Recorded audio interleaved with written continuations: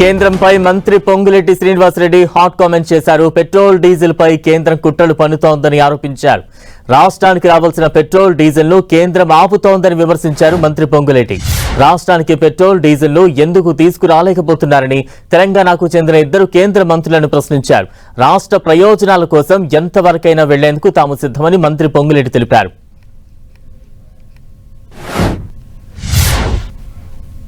ఈ petrol diesel విషయంలో కూడా కేంద్ర ప్రభుత్వం కుట్రలు పన్నుతుంది.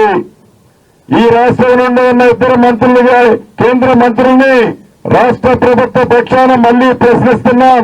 ఈ రాష్ట్రానికి రెగ్యులర్ గా ఇవ్వాల్సిన పెట్రోల్ కానీ డీజిల్ కానీ సప్లై చేయించాల్సిన బాధ్యత కేంద్ర ప్రభుత్వంలో ఉన్న మీది.